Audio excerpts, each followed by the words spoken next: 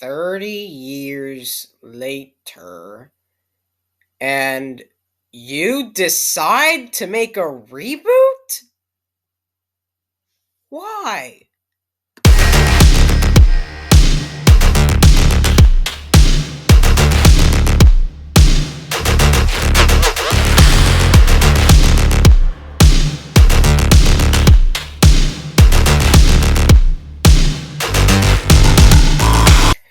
What's up, guys? This is your friendly neighborhood extreme Spidey guy here, and today I will not be doing a movie review, but more of a movie rant, excuse me, on the 2016 remake of Ghostbusters! Excuse me. Or, as it's subtitled, Ghostbusters Answer the Call. So, how was this movie made? Well, a third Ghostbusters film had been in various stages of developing following the release of Ghostbusters 2 in 1989 because of the original cast member Bill Murray's refusal to commit to the project and the death of fellow cast member Harold Ramis in 2014. Sony decided to reboot the series instead. Many of the original cast's members and their families make cameo appearances in new roles, and Ramis is commensurated in the film's closing credits. The announcement of the female-led cast in 2015 drew a polarized response from the public and an internet backlash, leading to the film's IMDb page and associated YouTube videos receiving low ratings before the film's release. And no, guys, I ain't sexist, you know. This isn't gruely. And I'm not bashing this film because it's girly. Because, you know, I enjoy plenty of female characters in action films like Princess Leia and Black Widow, aka Natasha Romanoff. And that's saying much.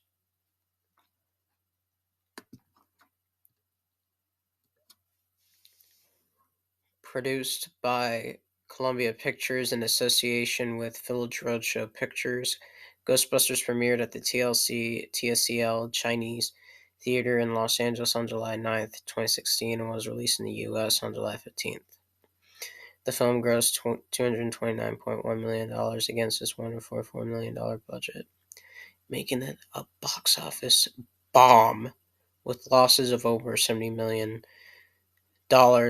following theaters taking their revenue cut. Columbia abandoned plans for a sequel, opting instead to continue the original film canon with Ghostbusters Afterlife. And that, to me, is the real Ghostbusters movie that we should have had in 2016. So, what's the story for this movie? Well, paranormal researcher Abby Yates, played by Melissa McCarthy, and physicist Aaron Gilbert are trying to prove that ghosts exist in modern society. When strange apparitions appear in Manhattan, Gilbert and Yates turn to engineer Julian Holtzman for help. Also joining the team is Patty Tolan, a lifelong New Yorker who knows the city inside and out. Armed with proton packs and plenty of altitude, the four women prepare for an epic battle as more than 1,000 mischievous ghosts descend on Times Square. So, what are my thoughts on this movie? Well, this movie would have to be like the worst Ghostbusters film I have seen in my life. And probably one of my most hated movies of all time, just to let you know. The acting is just underwhelming, and the jokes are not even that funny in this movie. Well, I do love Kristen Wiig and Chris Hemsworth, but I prefer Chris Hemsworth way more as Thor in the Marvel Cinematic Universe, and his character Kevin Beckman would have to be the worst performance I've seen from Chris Hemsworth. And the talents from like Charles Dance and Michael K. Williams, rest in peace, are also wasted as well. Are wasted as well, and they're just wasted in the movie.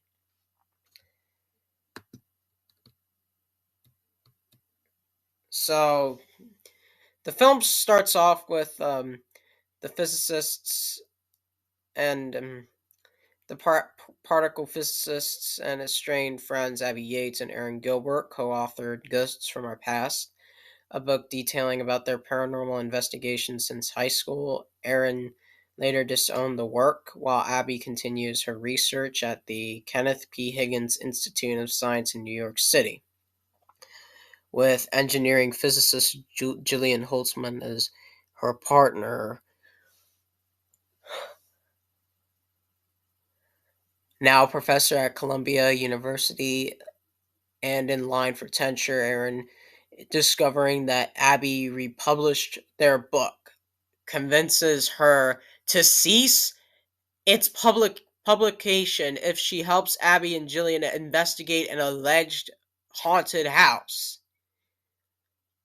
The Aldridge mansion, they encounter the malevolent ghost of the late Gertrude Aldridge before she escapes, restoring Aaron's belief in the supernatural and friendship with Abby. Aaron loses her bid for tenure at Columbia after a vlog becomes viral. So they like become popular because of a vlog. Like, I know in the original Ghostbusters movie, I know there was like an advertisement for the film. Um, when they said like call immediately. Let me show you.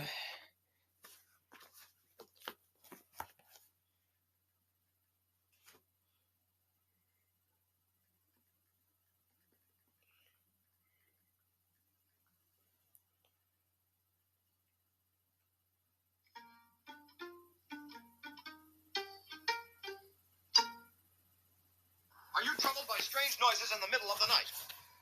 Do you experience feelings of dread in your basement or attic? Have you or any of your family ever seen a spook, specter, or ghost? If the answer is yes, then don't wait another minute. Pick up your phone and call the professionals. Go Ghostbusters! Our courteous and efficient staff is on call 24 hours a day to serve all your supernatural elimination needs. We're ready to believe you!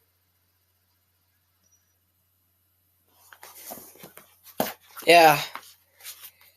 And see that in the original Ghostbusters movie, I think it starts off with like a woman um getting like polarized over some ghost girl or something like that.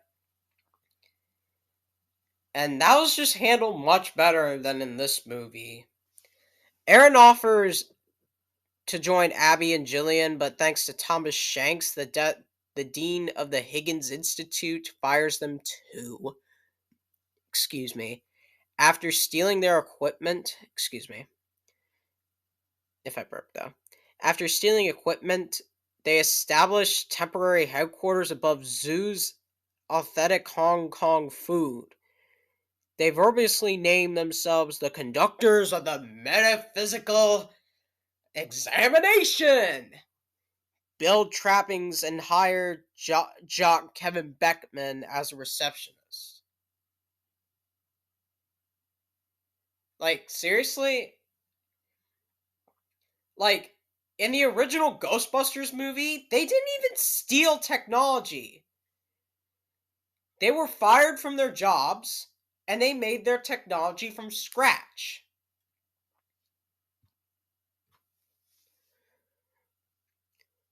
MTA staffer Patty Tolan encounters a ghost in a subway terminal built under a haunted prison in Auburn and contacts the team. They find the ghosts and test Jillian's prototype for the proton packs on the entity, but fail to capture it.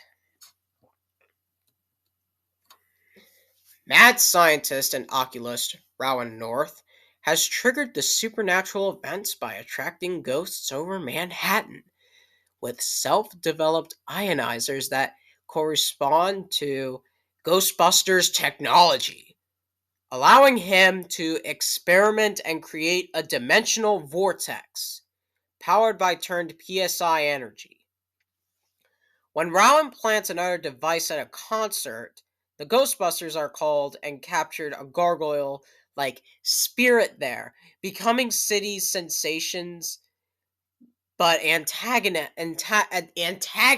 him. When debunker Dr. Martin Heiss challenges the court, Aaron releases the ghost as proof. It throws him out of the window and escapes. The group is brought to Mayor Bradley and his deputy Jennifer Lynch, who reveal that they had the Department of Homeland Security know of how the supernatural activities while privately acknowledging the team's work. The publicity denounced them as fraudsters. The court realized Rowan is planting his device along ley lines, which, with their alignments intersecting at the Mercado Hotel in Times Square. Sorry, spit, by the way. A site of violent occurrences where Rowan's vortex will reach a ghostly dimension, potentially triggering an apocalypse. When they confront him in his boiler room laboratory, Abby warns him of imprisonment, but willingly to turn himself in. Rowan electrocutes himself with his main machine after deactivating it. Jillian finds an animated copy of Ghosts of Our Past, explaining the similarity between their technologies. Aaron later discovers that Rowan planned his suicide to become a ghost himself. Rowan returns as a Dee-Dee-like ghost and attempts to kill the Ghostbusters at their headquarters by possessing Abby. But Patty stops him. He then possesses Kevin and escapes to the hotel, opening the portal and releasing galvanized ghosts. Rowan subdues the authorities, but the Ghostbusters fight through his army to reach the portal.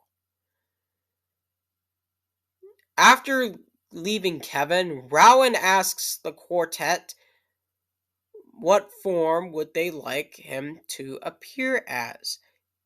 When Patty suggests a ghost, Rowan appears as the ghost in the Ghostbusters logo, then grows to a kaiju-like size and goes on a rampage. The team turns Ecto-1's reactor as a makeshift bomb, detonating a nuclear explosion inside the vortex.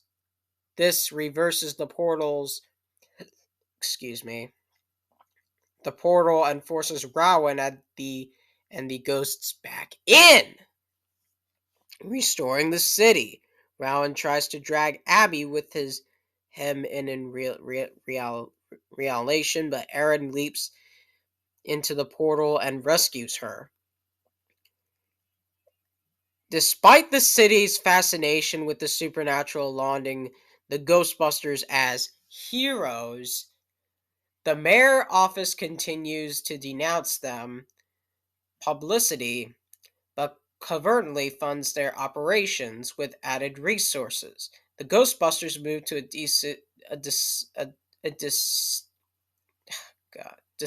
disused firehouse, where they built the more equipment, including an contaminant system, while investigating the electronic voice phenomenon (EVP). Patty hears the word Zool. Rowan North was just like a lame an abysmal antagonist, and his ghost form is a ripoff of the Stay Puft Marshmallow Man. The song from Fall Out Boy kind of just felt forced, and the battles are just nothing special at all, and they're just lazy. And it just feels like a carbon and and this remake was just unnecessary and and no guys, I ain't criticizing it cuz it's girly. But I'm criticizing it cuz what went wrong with it? And there is also sequel baiting within the movie because the ending scene does set up a sequel. I think the post-credits scene. But at least thankfully it was canceled and we had Ghostbusters Afterlife. Now, are there any redeeming qualities with the movie? Sure. Um the original cast's cameos from Bill Murray as paranormal debunker Dr. Martin Heiss, Dan Aykroyd as the taxi driver, Ernie Hudson as Patty's uncle, Sigourney Weaver as Holtzman's mentor, and Annie Potts as the hotel receptionist, Vanessa. The visual effects, the gadgets, and the Ecto-1, and the classic Ghostbusters theme song. But anyways, those redeeming qualities just don't even save the film from what I am for what am I going from how I'm going to rate it. I am going to give the 2016 Ghostbusters movie a 2 out of 10. So tell me your thoughts on the 2016 Ghostbusters movie. Do you love it? Do you hate it? Do you think it's okay? Do you think it's underrated? Just let me know in the comments below. And until next time, I'll see you all later and stay tuned for the finale leading up to Ghostbusters Firehouse.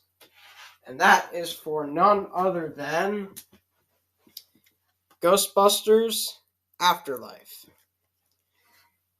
So stay tuned for that coming soon.